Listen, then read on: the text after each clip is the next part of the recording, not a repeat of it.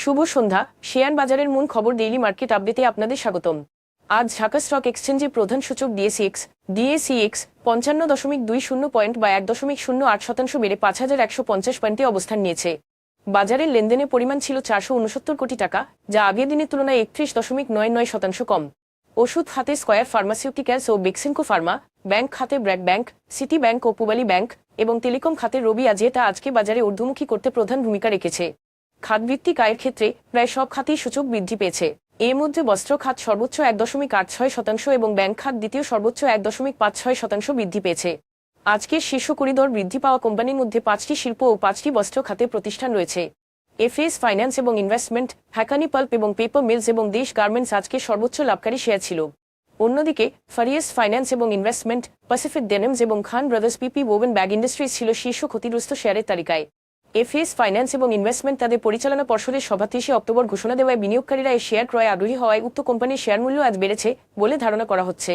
বাকি শেয়ারগুলোর দর পরিবর্তনের পেছনে কোনো মূল্য সংবেদনশীল তথ্য প্রকাশিত হয়নি। Parma oil company, VFS thread dyeing এবং ভ্যানগার্ড এর রূপালী ব্যাংক ব্যালেন্স লেনদেনের পরিমাণ গত 3 মাসের গড় লেনদেনের তুলনায় আজ উল্লেখযোগ্যভাবে বৃদ্ধি পেয়েছে।